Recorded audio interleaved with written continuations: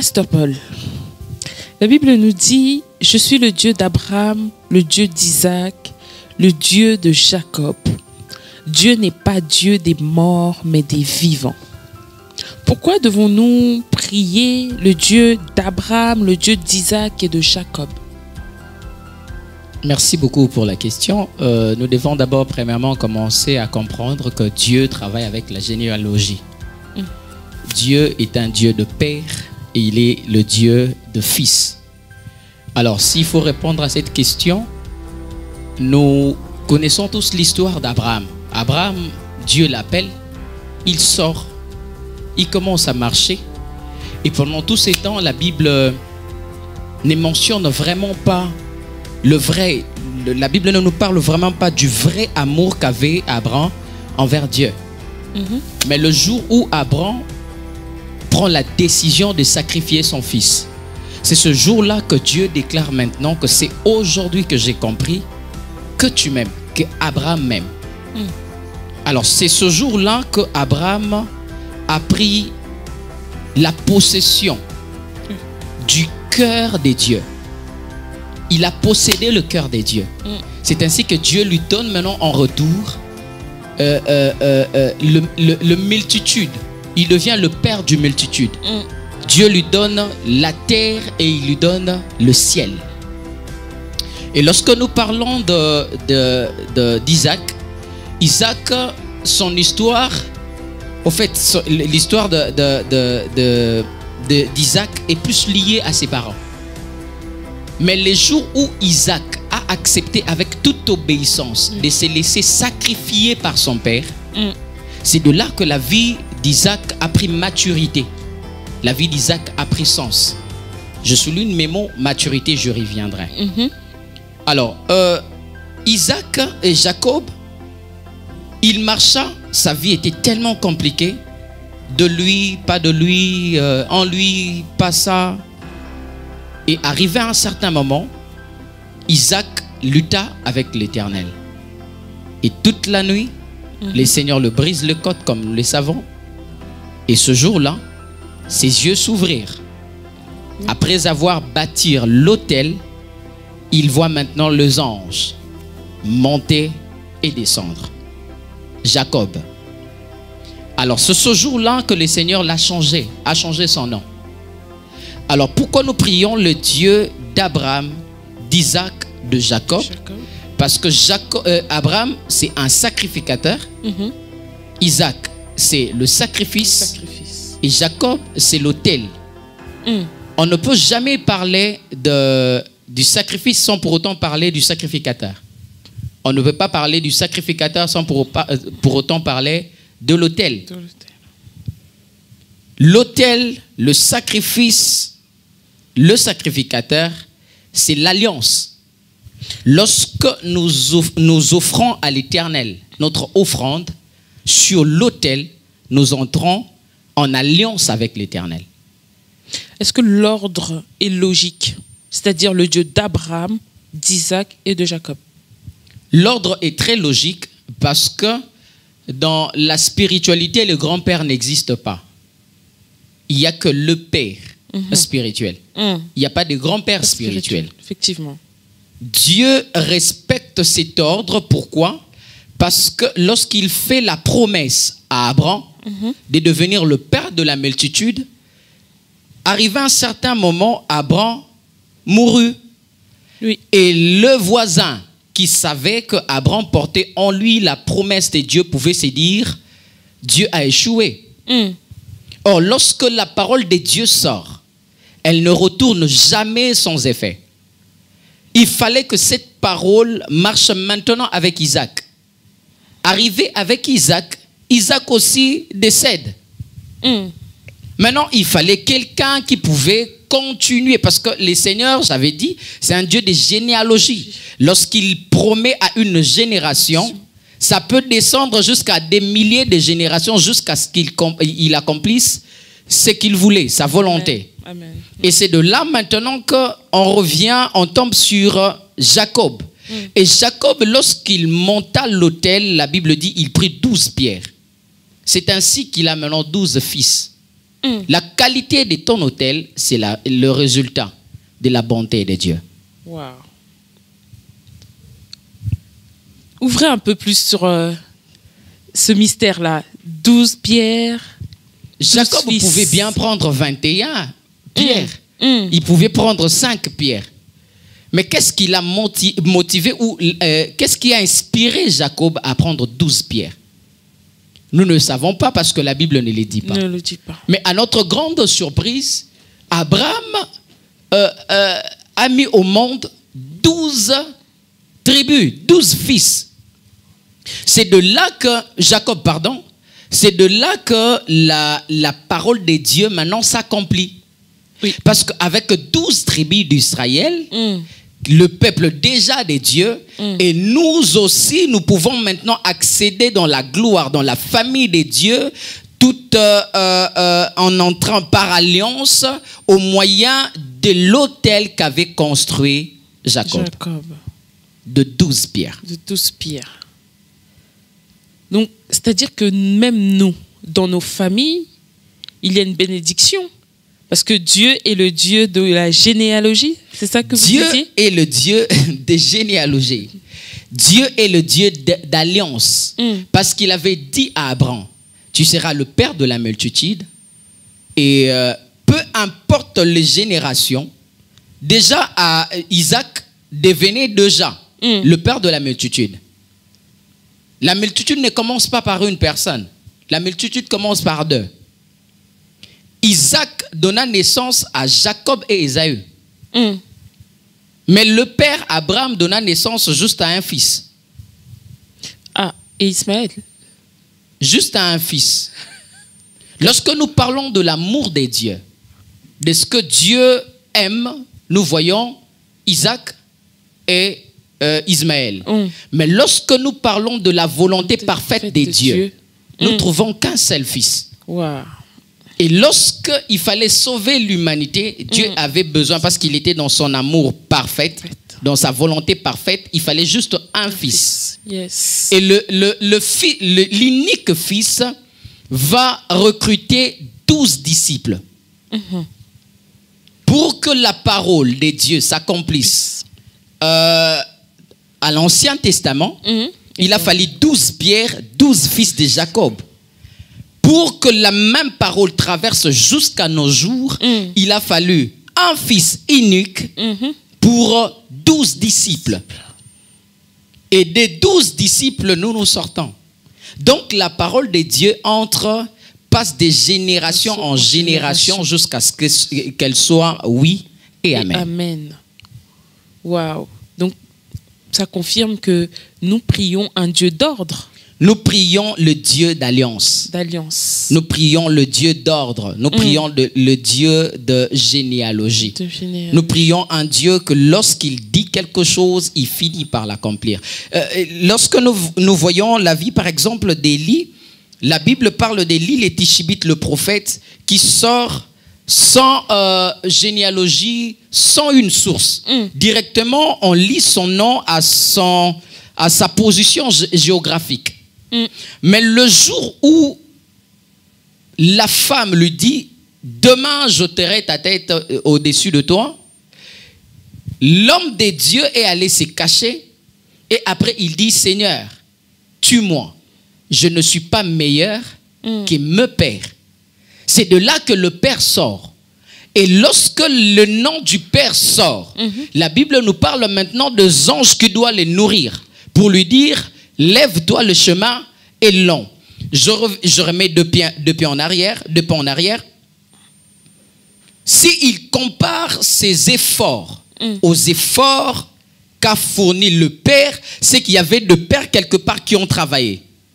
Mais à notre grande surprise, les œuvres de père ne sont pas marquées dans l'histoire. Oui. Mais le jour où le fils voit la mort, il se souvient de ses pères. C'est ainsi que Dieu n'est pas un Dieu de mort, mais des vivants.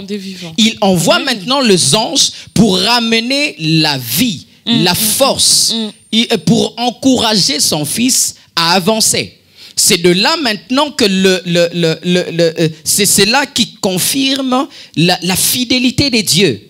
Il a marché avec le père d'Élie, et le jour où Élie est devant la mort, le Seigneur se souvient du père et il sauve le fils. Le fils.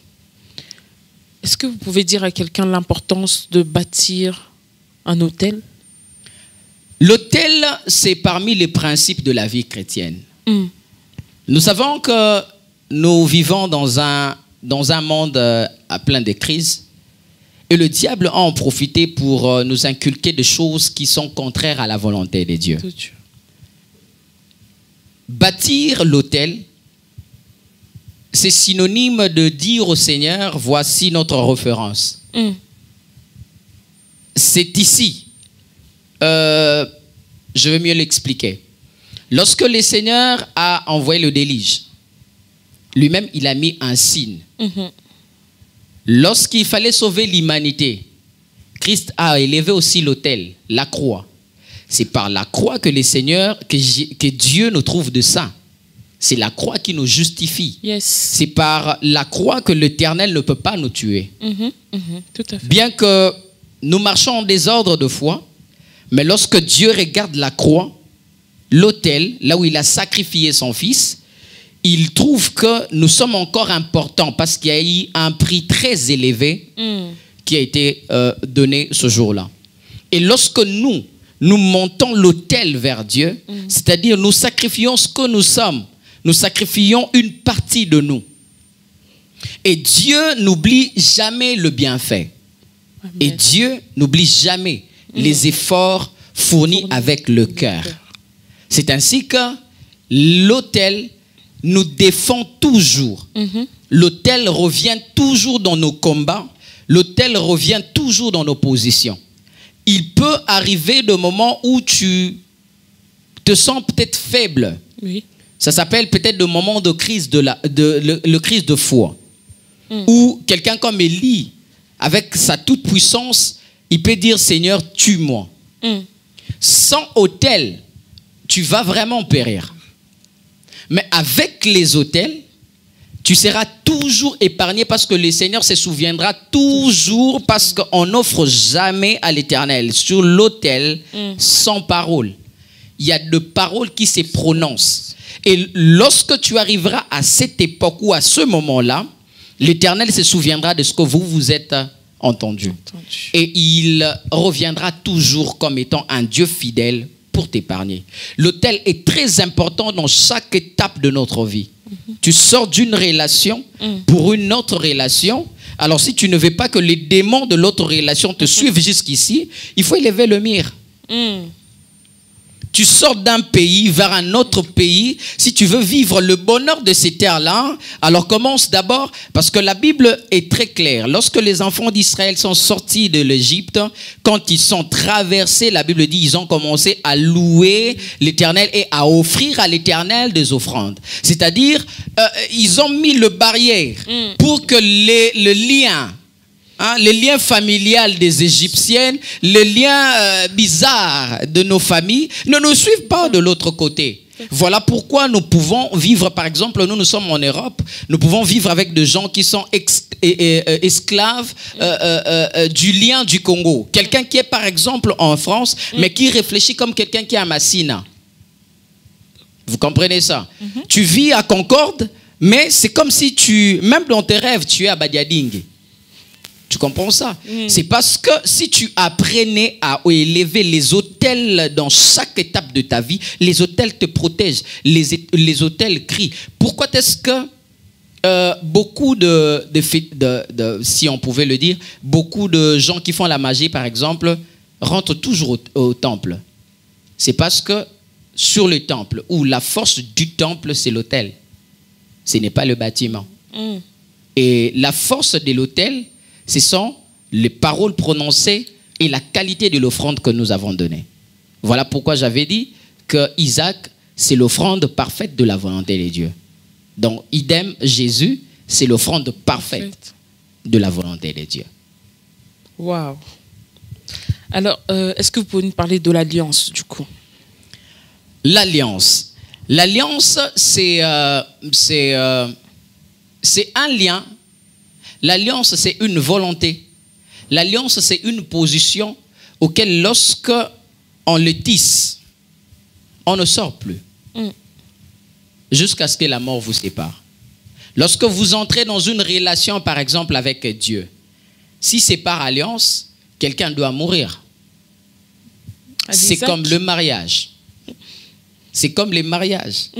Si on décide de se séparer aujourd'hui, c'est qu'on décide de rester comme ça, nous dit la Bible. Parce que tout ce que tu fais après, si l'autre est encore vivant ou vivante, tu commets l'adultère. Yes. C'est-à-dire, lorsque tu entres dans cette relation, il n'y a que la mort qui te sépare. C'est ça la force de l'alliance. Donc, on ne tisse pas l'alliance parce qu'il fallait tisser. Yeah. On ne tisse pas l'alliance parce qu'on veut le faire. Mais on tisse l'alliance parce qu'on doit le faire. Et c'est ce qui nous protège. Qu'est-ce que vous pouvez dire à une personne par rapport, du coup, au Dieu d'Abraham, d'Isaac et de Jacob, par rapport à l'alliance et l'autel qu'on a vu, le sacrifice également? Est-ce que vous pouvez dire quelque chose à une personne qui nous regarde? À mes frères et sœurs chrétiens qui nous suivent, j'aimerais nous dire que sans la vie de sacrifice, sans la vie d'autel, sans la vie de sacrificature, la vie chrétienne n'est qu'histoire. Parce qu'il a fait de nous un royaume des sacrificateurs. Un sacrificateur, ce n'est pas celui juste qui sacrifie les offrandes. Mais un sacrificateur, c'est d'abord celui qui se sacrifie. Parce que les sacrificateurs peuvent prendre 3 dimensions. Il peut lui-même être sacrificateur, il peut lui-même devenir offrande, et puis il peut lui-même redevenir autel. Sur le sacrificateur, tu peux offrir quelque chose, et ça peut produire. Lorsqu'on nous parle du tabernacle, on nous disait, lorsque les sacrificateurs ne se préparaient pas bien, lui-même s'est tourné offrande dans le tabernacle parce qu'il ne sortait pas. Il devait y rester.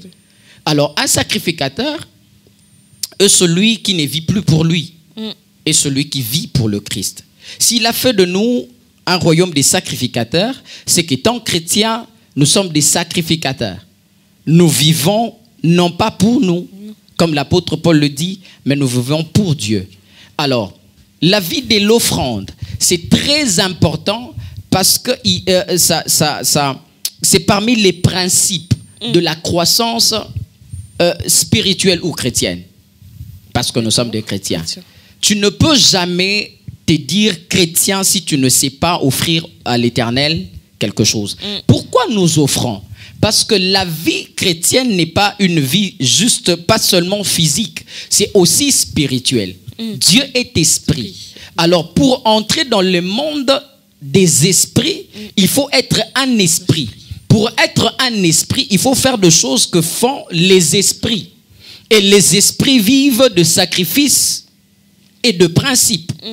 Alors si nous voulons servir un Dieu esprit, si nous voulons que notre vie spirituelle soit forte, alors nous devons apprendre toujours à offrir à l'esprit supérieur, dans ce cas qui est l'éternel Dieu, ce que nous sommes et ce que nous avons. Et la vie de l'autel, c'est très important, comme un homme nous a prêché, un homme de Dieu qui nous a prêché, il nous a dit que lorsque tu es quelque part et que tu sens que ton offrande ne monte pas, il ne faut pas réfléchir 5 fois. Quitte. Prends fuite. Vas-y chercher les temples qui aura pour force l'autel. Et cet autel, ça sera la force de ta vie chrétienne. C'est de là que le Seigneur revient. Le Seigneur étant esprit, il descend lorsque nous offrons sur l'autel. Il vient manger à l'autel. Et lorsque ton autel est mal placé, lorsque ton autel a des compositions bizarres, j'en avais déjà parlé, Jacob pouvait réfléchir à prendre juste 12 pierres. La composition de l'autel est très importante parce que l'autel a ses exigences. Et lorsque vous êtes dans un temple où l'autel n'est pas vraiment autel, alors je dirais, comme a dit mon pasteur Lazare, sortez. La vie spirituelle ou la vie chrétienne réside dans ces 3 choses: sacrificateur, sacrifice et autel.